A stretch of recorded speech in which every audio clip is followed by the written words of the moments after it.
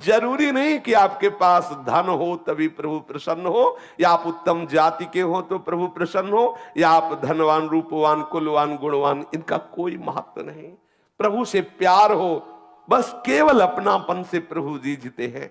एक बहुत महिमा में प्रसंग आता है। एक बंधु महंती नाम के भक्त हुए हैं, बहुत ही गरीब। ये भीख मांग करके अपने परिवार का गुजारा करते।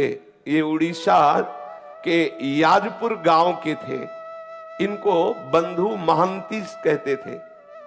प्रायः इनका उदर पोषण केवल भिक्षा से ही होता।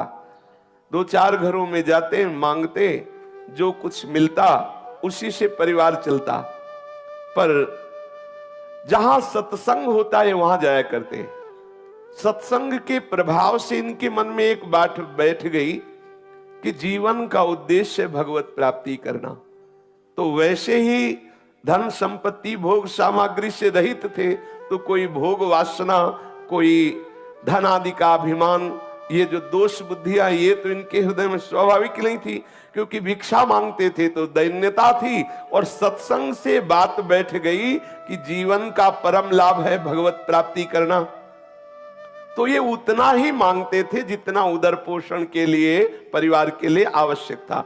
ऐसा नहीं कि भिक्षा मांग रहे तो बहुत सारा मांग लिया और खूब बेच करके उससे भोग सामग्रियां ला रहे, नहीं।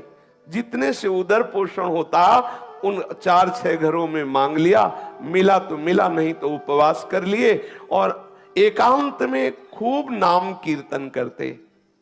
प्रत्येक साधक को अपनी दिनचर्या में ऐसा समय रखना चाहिए, वो 1 घंटा, आधा घंटा, जिसमें नाम कीर्तन हो। अति आवश्यक है। नाम कीर्तन 24 घंटे में अपनी उपासना पद्धति में, दिनचर्या में जरूर रखना चाहिए।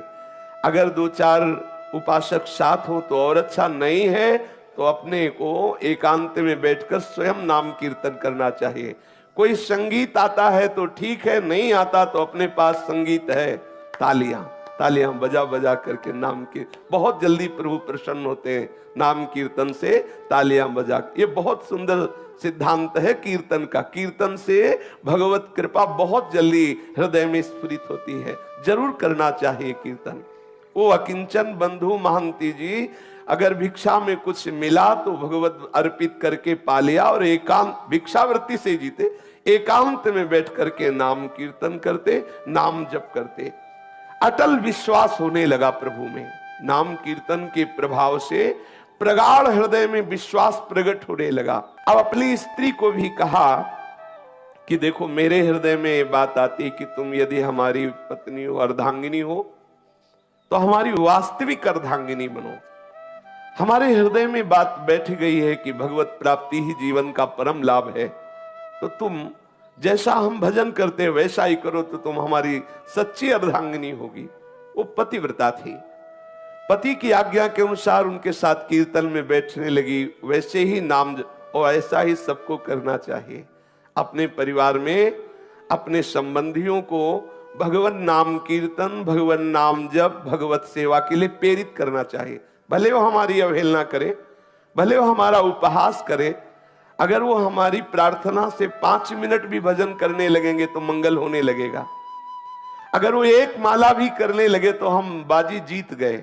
हमारे परिवार के बच्चे, रिश्तेदार, नातेदार, मित्र, माता पिता, जो भी संबंधी है, अपने संबंध भाव से दुलार करते हुए उनसे प्रार्थना करें, 1 माला ही जप लो, थोड़ी देर 5 मिनट ही कीर्तन कर लो, थोड़ी देर बैठ करके भगवत चर्चा सुन लो, जिससे हमारा मनुष्य जन्म लेना सार्थक हो जाए। वही संबंधी है जो अपने संबंधी को भगवत प्राप्ति के मार्ग में लगाए।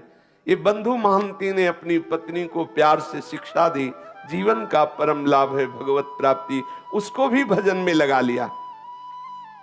अब इनके हृदय में दृढ़ विश्वास हो गया कि मुझे भगवान मिलेंगे। ये है कीर्तन और नाम जप और वैराग्य। अब उनके तो वैराग्य स्वाभाविकता, भिक्षावृत्ति से जीते बंधु महंती। अब पत्नी भी नाम कीर्तन और भजन। अब इनके हृदय में दृढ़ लालसा हो गई कि मुझे प्रभु मिलेंगे। ये बहुत बड़ी बात है, हृदय में दृढ़ता जाना, निश्चित अब मैं श्री जी के पास जाऊंगा। निश्चित मुझे श्री जी की सेवा मिले, ये निश्चित हो जाना हृदय में, बिल्कुल कोई संशय नहीं। तो पक्का समझो निश्चित प्रियालाल के समीप जाएगा, क्योंकि उसकी जो निश्चितता, जो विश्वास, जो दृढ़ता ही वो उन्हीं की तरफ से आई, उन्होंने स्वीकार कर लिया है। इनके हृदय में विकलता होने लगी, मुझे प्रभु मिलेंगे। अब वो विचार करने लगे कि मुझे ऐसे भगवत भक्तों का कृपा प्रसाद मिले जो प्रभु के अनुराग में डूबे हुए हैं, कैसे प्राप्त हो, कहां जाऊं। जब भगवत मिलन की लालसा होती है तो भक्त को एक हृदय में पिपासा जागृत होती है।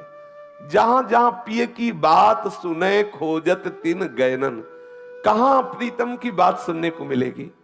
कोई प्रीतम का प्रेमी मिले जो मेरे प्रीतम के रूप को सुनावे, प्रीतम के गुणों को सुनावे, प्रीतम की आसक्ति की बातें सुनावे, मुझे वो प्रीतम का मार्ग बता दे जिससे मेरे प्रीतम मेरे नेत्र गोचर हो जाए। नाम कीर्तन करते हुए, नाम जप करते हुए, वैराग्य पूर्वक रहते हुए सत्संग का सेवन करने से हृदय में दृढ़ता आ गई कि मुझे प्रभु मिलेंगे। फिर कब मिलेंगे, विरह व्याकुलता प्रकट हुई। ऐसा लगने लगा कि अब मैं उनके बिना जी नहीं सकता, एक पल भर के लिए अब चैन नहीं है, बिना ठाकुर के मिले अब हृदय शीतल नहीं हो सकता। अब मुझे प्रभु का साक्षात्कार चाहिए। न माता पिता भाई बंधु कुछ अच्छा नहीं लग रहा, ऐसा लगता है सब त्रास देने वाले हैं। ना घर अच्छा लग रहा है, ना कोई मित्र अच्छा लग रहा है, ना कोई संबंधी अच्छा लग रहा है। जैसे चाक घूमती रहती है ऐसे बस चित्त नंद नंदन के सी चरणों से लेकर मुखारविंद तक, मुखारविंद से लेकर सी चरणों तक चाक की तरह घूम रहा है। बस हृदय में एक ही लालसा होती है, कब वो मिलेंगे, कब मुझे हृदय से लगाएंगे, कब हंस कर कहेंगे तू मेरा है। बस इस विकलता से उस उपासक का हृदय तड़पने लगता है जो नाम जप, नाम कीर्तन, सत्संग और राग रहित होकर के समस्त संबंधों का फल है कि हमें प्रभु भक्ति में सहयोग मिले। यदि हमारी प्रभु भक्ति में सहयोग नहीं मिल रहा तो तजिए ताहि कोटि बैरी सम यद्यप परम स्नेही, वो कितना भी स्नेही संबंध हो, परम स्नेही संबंध हो, हमें उसे करोड़ों दुश्मनों के समान त्याग देना चाहिए। ये जीवन केवल केवल भगवत प्राप्ति के लिए है। लोग हंसते हैं, श्याम स्नेही आई, अर्थात ये भक्त, देखो ये भगत है, ये भगवान के लोग हंसी उड़ाते हैं, लोग त्रास देते हैं। मैं सब कुछ सहूंगी, लेकिन हे नंद नंदन, हे कृष्ण, हे करुणा सिंधु, आप हमारे सामने आ जाओ, आप मंद मंद मुस्कुराते हुए तू मेरी है ऐसा कहो, मुझे हृदय से लगा लो। ऐसी विकलता प्रकट होने लगती है। वो बंधु महंती के हृदय में ऐसी ही व्याकुलता प्रकट हो गई। अब उसके हृदय में ये दावानल चैन नहीं लेने दे रहा है। जैसे किसी कंगाल के हृदय में बहुत बड़ी संपत्ति की चाह हो जा, उपाय कोई दिखाई न दे, ऐसे ही इसके हृदय में भगवत प्राप्ति की चाह और कोई ऐसा उपाय नहीं मिल रहा कि जिससे मुझे प्रभु मिल जाए। व्याकुलता, कोई ऐसा प्रेमी भागवत मिल जाए, कोई ऐसा राह बता दे, कोई ऐसी बात बता दे जिससे मेरे प्रभु रीझ जाए और मेरे नेत्र गोचर हो जाए। जिसके श्याम धनी है उसके बराबर धनी कौन हो सकता है, क्योंकि प्रतिपल वो श्याम धन का चिंतन करता रहता है। हालत ये है कि शरीर में जो कपड़ा है सैकड़ों गांठ लगी हुई है, फटा हुआ कपड़ा जो गांठों से जुड़ा हुआ है और शरीर दिखाई दे रहा है। ऐसा तो वो वस्त्र धारण किए, क्योंकि भिक्षावृत्ति से जीते हैं। घर में रज के पात्र है, एक टूटी सी झोपड़ी है और पत्नी, और कई कई दिन भिक्षा में अन्न भी नहीं मिलता, भूखे रह कर समय व्यतीत करना होता है, पर ये बड़े आनंद पूर्वक है। जिससे श्री देवर्षि नारद जी ने कहा कि जरूरी नहीं कि आपके पास धन हो तभी आप दान पुण्य करके भगवत सेवा करके भगवत प्राप्ति कर सकते हैं। देखो हालत है, बिल्कुल धन नहीं है, खाने के लिए भी नहीं है।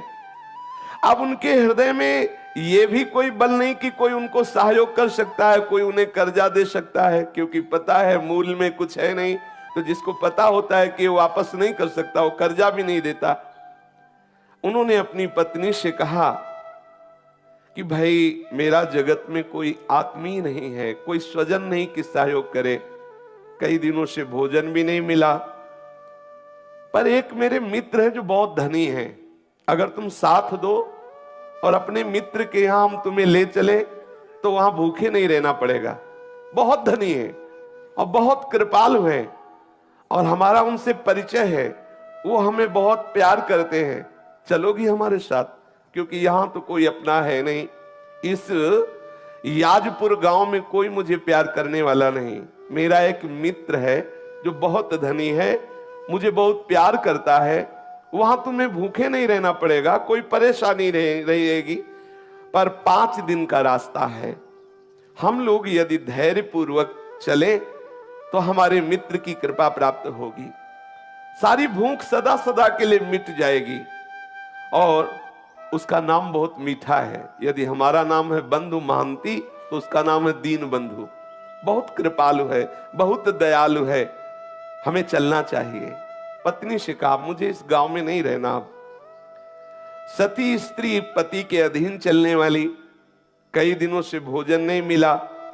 उसने कहा 5 दिनों का रास्ता है, कैसे चल पाएंगे, क्योंकि पेट में तो भोजन नहीं है, लेकिन आपकी आज्ञा है, हम जरूर चलने का प्रयास करते हैं। जो समस्त दरिद्रता और दुखों का हरण करने वाले हैं, उन प्रभु के दर्शन के लिए बंधु महांती के हृदय में वेदना हुई और वो अपने नगर से चल पड़े। एक छोटी लड़की भी थी, एक बच्चा, दोनों को कांधे पे बैठा ला, पत्नी को साथ लिया और जब बहुत विकलता होती क्षुधा की तो पानी पिला देते या कोमल कोमल पत्ते लाते, अपने बच्चों को पत्नी को देते, इनको खा लो, भगवान कृपा करेंगे, हमारे भी दिन बदलेंगे, धैर्य पूर्वक हमारे मित्र के पास चलो। देखो जो भक्त होते हैं उनको हर परिस्थिति में अपने प्रीतम ही याद आते, जैसे सुदामा जी ने अपनी पत्नी से कहा था, है हमारे एक मित्र द्वारिकाधीश हैं, बहुत बड़े हैं, आप चिंता मत करो। गए तो देवराज इंद्र से भी बढ़कर के संपत्तिवान बना दिया, सुदामापुरी की रचना कर दी। भक्त का जो कुछ भी, जैसी भी परिस्थिति, वो सब प्रभु होते हैं, केवल प्रभु की स्मृति रहती है। आप देखो कई दिनों से भोजन नहीं मिला, 5 दिन की यात्रा है, पत्नी और बच्चे भूख के कारण चल नहीं पा रहे हैं, तो कोमल कोमल पत्ते लाते वृक्षों के और कहते खा लो, पानी देते, इसी से काम चला लो। चलते हैं, हमारे मित्र बहुत हमें प्यार करते हैं, वो दुलार करेंगे। बंधु की जो पत्नी और पुत्र वो कोमल पत्ते खाते, बंधु मन ही मन रोने लगता, हे घट घट के वासी, हे अंतर्यामी, मैं तो सह सकता हूं, मेरे बच्चे मेरी पत्नी ये कैसे कष्ट में हैं, प्यारे इतनी कृपा कर दो कि मैं आप तक पहुंच जाऊं। ऐसा ना हो कि मैं यात्रा ही ना पूरी कर पाऊं, अंदर से वो विकल हो जाता है, बस मुझे प्राण निकल जाएं, बस आपके दर्शन करते ही तो कोई परवाह नहीं, लेकिन आप तक पहुंच जाऊं, इतनी सामर्थ्य देना बच्चों में और पत्नी में और मेरे में भी। दर्शन करने की एक लालसा मुझे जीवित रख रही है। मैं मृत्यु के भय से भयभीत नहीं हूं, लेकिन तुम्हें बिना देखे मृत्यु आ जाए तो मुझे अच्छा नहीं लगेगा। एक बार तुम्हें देख लूं, फिर भूख से भी प्राण निकल जाए तो कोई बात नहीं है। अन्न ना मिलने के कारण मैं नहीं रो रहा हूं, मैं इसलिए रो रहा हूं कि मैं आप तक पहुंच जाऊं। हे विश्वंभर, जल थल स्थल कोई ऐसा नहीं जहां तुम ना हो, मेरे को सामर्थ्य देना। बिल्कुल धन नहीं, देखो खाने को भी नहीं है, लेकिन हृदय में प्रभु के ही मिलन की चाह है। विश्वंभर, तुम्हें पाकर के ही हम धनवान हैं, तुम्हें अपना मान करके ही हम आनंदित हैं। भले हमारे प्राण भूख से विकल होकर निकल जाएं, मुझे इसकी परवाह नहीं, एक बार मुझे मिल जाओ, इतनी सामर्थ्य दे दो कि मैं एक बार तुम्हारे दरबार तक पहुंच जाऊं। ये वो यद्यपि मैं कहने का अधिकारी नहीं हूं, क्योंकि भांति भांति के जन्म जन्मांतरों में पाप किए हो, पर स्वामी तुम मेरे हो ना, तुम मेरी त्रुटियों को क्षमा करके, मेरे अपराधों को क्षमा करके, हे विश्वंभर मुझ में इतनी सामर्थ्य दो मैं आप तक पहुंच जाऊं। मेरे नाथ, आज मनमोहिनी छवि देखने के लिए मेरा मन व्याकुल हो रहा है। मैं कैसे शीघ्र से शीघ्र तुम्हारे श्री चरण कमलों का दर्शन पाऊं। मैं समझूंगा कि ये जो मुझे परिस्थिति आई है, इस परिस्थिति की कृपा से मिलन की चाह हुई है। मैं इसे ऐसा नहीं मानूंगा कि आपका हो करके ऐसी दशा को प्राप्त हो। मैं समझ रहा हूं ऐसी दशा को प्राप्त हो तभी मैं आपका हुआ हूं, इसलिए ये भी मैं कृपा मानूंगा। हे सुर मुनि वंदित चरणारविंद वाले प्रभु, मुझे एक बार ऐसी सामर्थ्य दो कि मैं आप तक पहुंच जाऊं। वो स्त्री बच्चों को साथ लेकर के, फटे पुराने कपड़े हैं और मिट्टी का पात्र हाथ में है, बच्चों को लिए हुए आगे बढ़ रहा है। परिवार सहित लड़खड़ाते हुए 5 दिनों की यात्रा करके श्री पुरुषोत्तम क्षेत्र भगवान जगन्नाथ जी के धाम में पहुंचा और श्री मंदिर के दूर से दर्शन करके ही भूमि पर गिर पड़ा। मेरे मित्र आ गए, मेरे प्रभु आ गए। और प्रभु का स्वभाव जो जैसे प्यार करता है उसको वैसा ही अनुभव कराते। दूर से ही जगन्नाथ जी के दर्शन करके साष्टांग लेट गया, वहां भूमि में लौट रहा। ओ कृपालु प्रभु के दर्शन हो गए। अपनी पत्नी से कहा, देखो देखो ये मेरे यार हैं, जिनके लिए मैं कह रहा था ना कि मेरे मित्र, ये हमारे मित्र हैं, ये हमारे प्रीतम हैं, ये हमारे दीन बंधु स्वामी हैं। अब पत्नी के हृदय में उतना अनुराग तो नहीं है, पर इस बात से सुख मिला कि अब यहां भरपेट भोजन भी मिलेगा, भक्तों का संग भी मिले, और इसको कि मेरे प्रभु ने कृपा की, मुझे सामर्थ्य दी कि यहां तक आ गया। अब मैं अपने यहां प्राण छोड़ूंगा, अब मुझे यहां आनंद मिलेगा, क्योंकि प्रभु के चरणों में प्राण छूटे इससे बढ़कर क्या लाभ। प्रभु का धाम है, सामने प्रभु है, फिर तो प्राण भी छूट जाए कोई परवाह नहीं। अब वो देखते देखते ही थोड़ी देर दर्शन हुए, सिंह द्वार के सामने आकर आनंद आवेश में मगन है। कौन पूछता है उसको? पत्नी पुत्र फटे पुराने कपड़े एक कोने में खड़े ठाकुर जी को देख रहा है। सिंह द्वार पर बड़ी भीड़ है, बच्चे भूख से व्याकुल है, पत्नी भूख से व्याकुल है। वो भगवान के दर्शन करके खड़ा है। थोड़ी देर में देखा पट बंद हो गए, कोई पूछ ही नहीं रहा, कौन पूछे। उसने अपनी पत्नी से कहा, धैर्य रखना, मेरे मित्र बहुत लोग आए हुए हैं ना, उनसे मिल रहे हैं। पत्नी से कहा, आओ पीछे चलते हैं। मंदिर के दक्षिण की ओर, जहां से जगन्नाथ जी के प्रसादी का धोवन, जैसे पात्र आदि धोए गए, तो वो फेन आदि निकलता है पीछे से, उस नाले के पास गए, उसे पेज नाला कहते हैं। वहां जाके बैठे और कहा कि देखो चिंता मत करो, स्वामी के घर आ गए हो ना, अब चिंता की बात नहीं है, और बहुत करुणामय है।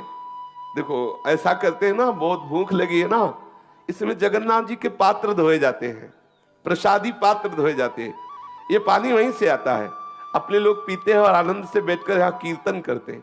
कितना धैर्यवान भक्त है। अब उसी जो ठाकुर जी की प्रसादी जल वहां से निकलता है, पात्रों का प्रक्षालन का, उसी का फेन आदि लेकर ऐसे बच्चों को पवाता है, पत्नी को पवाता है और स्वयं लेता है। बोला देखो कल सुबह जब मंदिर खुलेगा ना, तब प्रभु के दर्शन होंगे, कुछ ना कुछ प्रसाद मिलेगा, धैर्य पूर्वक। और वो प्रसादी जल पीता है। देखो हम लोग कितने भाग्यशाली हैं कि प्रभु का प्रसादी जल पीने को मिल रहा है। धैर्य बनाता है और आनंद मगन हो जाता है, पेट भर करके वही जल पीता है। अब कौन उसे देखे, वो पीछे एकदम एकांत नाले के पास बैठा, वो आनंद मगन होकर के प्रभु का चिंतन कर रहा है। पतिव्रता के मन में बात आ रही है कि ठीक है, इनके मित्र कैसे हैं वो तो मुझे पूरा परिचय नहीं, लेकिन मुझे मित्र कैसा मिला ये मुझे परिचय है। मुझे कैसा पति मिला, कैसा अनुरागी पति मिला, कैसा धैर्यवान मिला। देखो ये है प्रीता। और उन्होंने कहा कि आप बिल्कुल धैर्यपूर्वक रहिए, मुझे बिल्कुल कोई कष्ट नहीं है, आप जिसमें राजी है मैं उसी में राजी हूं। वो हड़िया से भर भर कर वही जल निकालता है, बच्चों को पिलाया, अपना पिया खूब पेट भर करके, और कहा तुम सो जाओ, यहीं सो जाओ, सुबह जब पट खुलेंगे ना तब दर्शन करेंगे और तब कुछ न कुछ प्रसाद मिलेगा ही। अब इतना भाव ठाकुर जी देख रहे हैं, एक एक क्षण की बात। गुरुदेव भगवान कहते तुम चिंता मत करो, तुम्हारे एक एक सेकंड की बात ठाकुर देख रहे हैं, एक एक सेकंड का हिसाब अनंत गुना बढ़ा कर देंगे। तुम धैर्य पूर्वक रहो। ऐसा मत समझो कि तुम विषयों की जलन को सहकर भजन कर रहे हो, तुम ठंडी गर्मी अपमान सब सहकर भजन कर रहे हो, कोई तुम्हें देख नहीं रहा। नहीं, ठाकुर देख रहा है। एक एक सेकंड का हिसाब अनंत गुना बढ़ के देगा। खुद तुम कहोगे निहाल हो गए। देखना, थोड़ा धैर्यवान रहिए। अब वो प्रभु की प्रसन्नता के लिए वहां बैठा हुआ नाम कीर्तन कर रहा है और भाव अंदर अंदर की, हे नाथ, तुम्हारे चरणों को मैं बार बार नमस्कार करता हूं। मैं कितना अधम जीव हूं, लेकिन आपने मुझे धाम बुला लिया, बिल्कुल अपने महल के समीप रखा। तुम चराचर में व्याप्त हो, समस्त जीवों के मनोरथ पूर्ण करने वाले हो। मुझे पता है कि तुम्हारे सिवा कोई करता नहीं है। मेरे मन में कोई कामना नहीं कि मैं किसी कामना से तुम्हें ये प्रार्थना कर रहा हूं, पर प्रभु आप कृपा करो, मेरी पत्नी को ये विश्वास हो जाए कि तुम मेरे मित्र हो, तुम मेरे हो। कहीं ऐसा ना हो कि इसके मन में आने लगे कि मुझे बहला फुसला रहे, कहीं कोई भगवान नहीं, देखो यहां भी आए तो कितना कष्ट सह रहे हैं। नाथ, मुझे जितना चाहो कष्ट दे दो, लेकिन इसको विश्वास दिला दो कि आप हो। मुझे पता है आप हो, लेकिन इसको विश्वास हो जाए, क्योंकि ये मेरे ही आज्ञा से भजन कर रही है, कहीं इसका विश्वास टूट ना जाए। जगन्नाथ जी की भंडार गृह में ताला लगा हुआ है और ठाकुर जी अंदर विराजमान है, लेकिन प्रभु के लिए ना तो कोई दरवाजा है ना कोई ताला है। वो तो सर्वसमर्थ है। भक्त वत्सल प्रभु को नींद कहाने वाली वो तो सब सुन रहे हैं, जो पीछे वो प्रार्थना कर रहे हैं। प्रभु ने भंडार गृह से अपनी थाल उठाई और वहां कई कई दिनों का प्रसाद रहता है। भक्तों के समुदाय आते, सबको प्रसाद मिलता है, तो वहां कई दिनों का सुंदर सुंदर खूब प्रसाद अपनी थाल में, जो ठाकुर जी का भोग लगता है जिस थाल में, उसी में सजाया और सजा करके दरवाजों में सब बंद है, ताला लगा है, लेकिन उनके लिए क्या है, प्रभु बाहर आए एक ब्राह्मण का वेश धारण किए हुए और बोले कि याजपुर गांव से वो बंधु महंती नाम का कोई भगत आया है। आवाज दे रहे हैं पीछे। अब वहां रात्रि का समय कौन है, केवल वही तो पति पत्नी और बच्चे सहित है। वो एकदम हड़बड़ा के आंख खोलता है, सोचा कि मुझे कौन पुकारेगा, ये हो सकता है कि मेरे नाम वाला कोई और हो, बंधु महंती। परंतु फिर पुकारा, बंधु महंती, देखो प्रभु ने तुम्हारे लिए और साक्षात जगन्नाथ प्रभु है, प्रभु ने तुम्हारे लिए प्रसाद भेजा है। स्त्री को जगा के कहा कि ये मुझे ही पुकार रहे हैं क्या? हमें लगता है कि मुझे ही पुकार रहे हैं। फिर ऊंचे स्वर से आवाज आई, बंधु महंती ये प्रसाद लो। याजपुरिया बंधु जो पेज नाले के समीप विराजमान हैं, वो आए और ये प्रसाद ले ले। अब तो इनको पक्का हो गया कि मुझे ही बुलाया जा रहा है। दौड़ पड़े, दौड़ गए और घबराते जा रहे हैं। जब देखा कि उस ब्राह्मण के हाथ में एक रत्नों से जटित थाल है और विविध प्रकार की ठाकुर जी की सुंदर सुंदर भोग प्रसादी है, और ब्राह्मण ने मुस्कुराते हुए कहा कि प्रभु ने अंदर से भोग की थाल तुम्हें भेजी है, ले लो। वो उसके हाथ कांप रहे हैं, विशाल थाल, इतना सुंदर भोग, हृदय विकल हो रहा। प्रभु और ये नहीं समझ रहा साक्षात प्रभु ही है, हृदय उसका वो विकल हो रहा। प्रभु मुझे प्यार करते। पत्नी से कहा, देख देख, मैं कह रहा था ना कि मेरे मित्र मुझे बहुत प्यार करते हैं।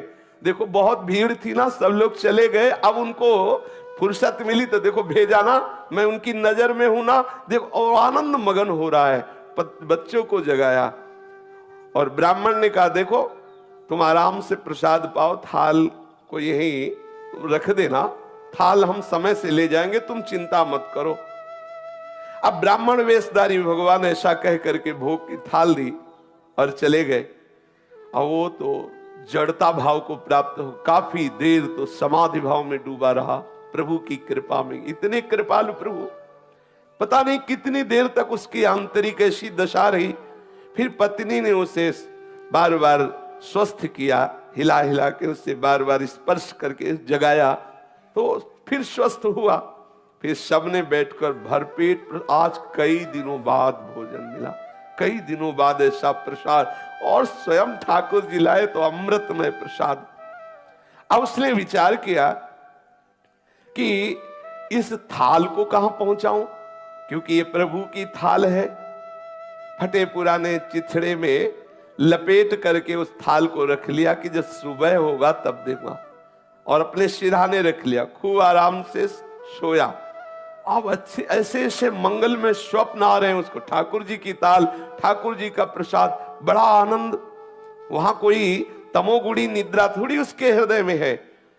अब भगवान का वो रत्न थाल सिर पर रखे हुए ये तो सो रहा है, और उधर ठाकुर जी के जब सेवा के लिए पट खोले गए और भंडार खोला गया तो देखा गया कि भंडार की सब सामग्री अस्त व्यस्त, ताला खुला हुआ, थाल गायब, काफी प्रसाद इधर उधर। उन्होंने विचार किया कि बहुमूल्य रत्नों का थाल कहां चला गया, और ये सब कौन अंदर भंडारे में घुसा। अब ठाकुर जी जो मनाया जहां से आया था तो अपने आप दिखाई दे रहा था, और सब इधर उधर फैला भी दिया, ठाकुर जी है।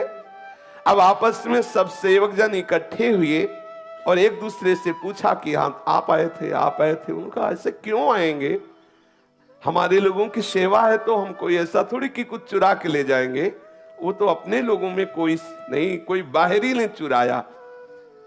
अब वहां सब शोर मच गया, ठाकुर जी के भंडार का ताला टूट गया, कोई चोर थाल चुरा ले गया और प्रसाद भी चुरा ले गया।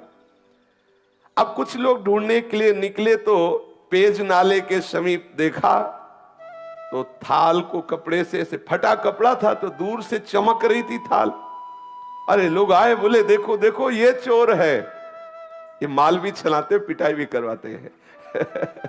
बोले देखो ये चोर है, ये स्त्री और बच्चों के सहित पकड़ो पकड़ो। वो तो बढ़िया प्रसाद मिला था, थके थे ही, खूब अच्छे से आनंद से सो रहे थे बच्चे और पत्नी। अब वहां हल्ला मचे तो सब उठे आंख मीचते हुए, कुछ बातचीत नहीं, पिटाई शुरू। कोई थप्पड़ मार रहा है, कोई ऐसे लीला करते हैं, ये गाली दे रहा है, कोई थप्पड़ दे रहा है। अरे चोर कहीं का, जगन्नाथ धाम में आकर के भी तू चोरी करता है, तुझे शर्म नहीं आई। और ऐसे ऐसे स्त्री रोने लगी कि अच्छे तुम्हारे मित्र हैं, हाँ कह रहे थे बड़े कृपालु है, बड़े रात्रि में तो माल छलाते हो, सुबह पिटाई करवाते हैं, कैसे तुम्हारे मित्र हैं। अब वो जैसे ही थप्पड़ पड़ता है, जय जगन्नाथ, जय गोविंद, जय गोविंद, ये ठाकुर जी ये भी देखते हैं ना, माधवदास बाबा की भी पिटाई करवाई, ये ऐसे तैयार रहे ना। अगर फूल माला पढ़ के जय हो तो कभी ऐसा भी अवसर आ सकता है कि पिटाई का भी स्वाद, तो तैयार रहे ना। ठाकुर जी के पार्षदों को ये दोनों चीजें इसीलिए मिलती हैं कि उन दोनों से परे स्थिति को प्रदान करते हैं, देखते हैं अब क्या है, अब कितनी स्थिति है, कितना धैर्य है, कैसे विचार हैं। ऐसा कभी संयोग मिले तो प्रभु कृपा प्रसाद मानकर सह जाना। आप देखना आपकी हृदय की भूमिका कैसी बढ़ती है, आप कैसी भक्ति की उत्तम भूमिका में पहुंचते हैं। कभी ऐसा मत सोचना कि ठाकुर जी ऐसा क्यों कर रहे हैं, सच्ची मानिए। अब उसको तो जब पीटा जा रहा है तो बड़े आनंद में प्रेम सागर में मगन होकर के बोल, जय जगन्नाथ, जय गोविंद, जय गोविंद। मानो गीता जी का सूत्र उसके जीवन में प्रकाशित हो रहा है, यस्मिन स्थितो न दुखेन गुरुणापि विचाल्यते। कैसी भी भयंकर दुख की स्थिति हो, भक्त कभी विचलित नहीं होता। कोतवाल ने पूछा कैसे तुम्हें थाल मिली, तो उसने कहा विचार कीजिए, मुझे तो पता भी नहीं कि थाल कहां रहती है, मुझे पता भी नहीं कि भोग कहां रहता है। मैं तो याजपुर गांव का हूं, वहां से यहां दर्शन करने आया था। कोई रात्रि में एक ब्राह्मण आया था, उसने मुझे थाल दिया, प्रसाद दिया। वो पुजारी ब्राह्मणों को दिखाते, इनमें से कोई ना, इनमें से कोई नहीं था वो। और अरे बोले तुम झूठ बोलते हो। तब वहां जो बड़े बड़े अधिकारी जन भी, उनका बात तो उसकी समझो, वो कैसे घुस जाएगा। अगर वो घुसा होता वहां जहां भंडार है तो प्रधान गेट का भी ताला तोड़ा गया होता। प्रधान गेट में तो वैसे ही ताला लगा हुआ है। तो ये थाल और ये प्रसाद, अब जो बाहरी लोग आते हैं, अरे देखो इस नीच को, वैसे ही कैसा दरिद्र है, और जगन्नाथ जी की चोरी की, अरे तो बहुत ऐसे वो अंदर अंदर प्रसन्न होता कि वारे प्रभु, वारे लीलाधारी, तुम्हारी बड़ी विचित्र लीला है। बंधु ने जब देखा कि बहुत बात बिगड़ रही, पत्नी बहुत क्लेशित हुई, तब कहा देखो प्रभु, मैं वैसे तो अपराधी हूं, वैसे तो मुझे दंड मिलना ही चाहिए, क्योंकि बहुत जन्मों से अपराध किए, पर नाथ आप ये देख लो कि आपकी कृपा पर कहीं मेरी पत्नी को अविश्वास ना हो जाए, ऐसी कोई परिस्थिति न डाल देना जिससे उसको अविश्वास हो जाए। कृपा सिंधु, आपको जो चाहे सो करो, मुझे पता है आपकी हर एक चाल पता है। जमूरे को पता होता है बाजीगर अब कौन सा खेल खेलेगा, उसको नहीं कोई भ्रमित कर सकता, क्योंकि वो जानता है प्रभु के चिंतन के प्रभाव से प्रभु की हर बात उसके हृदय में स्फुरित होने लगती है। जो प्रभु का जन होता है, भक्त होता है, जैसे नरसिंह भगवान के क्रोधावेश से बड़े बड़े ईश्वर कोटि के महापुरुष भी डर रहे हैं, लेकिन प्रहलाद जी को कोई भय नहीं है, वो तो दौड़ते हुए प्रभु की गोद में, क्यों जान रहे मेरे प्रीतम प्रभु है। अब श्री जगन्नाथ जी महाराज नवीन लीला की, जो प्रताप रुद्र राजा थे जगन्नाथपुरी के, वो महल में सोए हुए थे। जगन्नाथ प्रभु गए और कर्कश स्वर में कहा कि प्रताप रुद्र भी ये बहुत बड़े भक्त हुए हैं, महाप्रभु चैतन्य देव की कृपा प्राप्त हुई है। बोले कि तुम यहां चैन से सो रहे हो, मेरे भक्त को दुख दिया जा रहा है और तुम यहां शयन कर रहे हो। तेरे कर्मचारी उस भक्त की पूजा ना करके उसको गालियां दे रहे हैं और उसको पिटाई करने की सोच रहे हैं, उसको थप्पड़ भी मारे। जानते हो मैंने स्वयं थाल दिया है, मैंने स्वयं प्रसाद दिया है, और वो मेरा बहुत प्रेमी है, मेरा परम भक्त है। देखो जल्दी से जल्दी जाओ और क्षमा मांगो जाकर के, क्योंकि तुम राजा हो, तुम्हारे राज्य में यदि ऐसे भक्त का अपमान होता है तो तुम्हें हम दंड देंगे। क्योंकि अब बड़े लीला बिहारी, एक तरफ तो पिटवाई करा रहे और एक तरफ राजा से चरण पूजवाए, यही इनकी लीला है। यही बड़ी विचित्र लीला, कैसे वो कहां परिचय बना के कौन सी लीला करते हैं, ये किसी की समझ में आने वाली नहीं। तू भला चाहता है तो तत्काल जा और सम्मान पूर्वक प्रणाम करके, आज से हमारे मंदिर का हिसाब किताब का पूरा अधिकारी वही होगा। ठाकुर जी ने आदेश कर दिया, आज से नीलाचल नारायण का आदेश है। जगन्नाथ जी ने कहा मेरा आदेश है कि मेरे संपूर्ण मंदिर का हिसाब किताब उसके हाथ, उसी के दस्तखत से सब सारी बात होगी। इतना कहकर प्रभु अंतर्ध्यान में, राजा तो हड़बड़ा करके उठा, तत्काल पोशाक धारण की, घोड़ा मंगवाया और वहां पहुंचा और जाकर सबसे स्वप्न की बात कही और हाथ जोड़ करके प्रणाम किया साष्टांग बंधु महांती को। ध्यान से सुनिए, राजा ने साष्टांग प्रणाम किया और हृदय से लगाकर कहा जो कुछ भी आपके साथ हुआ हो हमें क्षमा कीजिए। और सबको आदेश किया कि जगन्नाथ जी का सीधा आदेश है कि आज से मंदिर का पूर्ण अधिकारी यही होगा, इसी के दस्तखत से सब होगा। अब वो तो हाथ जोड़े खड़े हैं, फटे पुराने कपड़े हैं, कैसा हृदय इनका दैन्य भाव से युक्त हो, कैसा पद दिया। राजा ने विनय की और कहा कि जो हमें प्रभु ने आदेश किया है उसे आप स्वीकार करें। आज भी बंधु महांती के कुल परंपरा से वही सेवा करते चले आ रहे। जगन्नाथपुरी का हिसाब किताब उन्हीं के दस्तखत से होता है, उसी बंधु महांती के जो लड़के बच्चे परिवार कुल परंपरा के आज भी वही है। तो जरूरी नहीं कि आपके पास धन हो तभी प्रभु प्रसन्न हो, या आप उत्तम जाति के हो तो प्रभु प्रसन्न हो, या आप धनवान रूपवान कुलवान गुणवान, इनका कोई महत्व नहीं। प्रभु से प्यार हो, बस केवल अपनापन से प्रभु जी जीते हैं। शेष चर्चा के श्री राधा वल्लभ लाल की।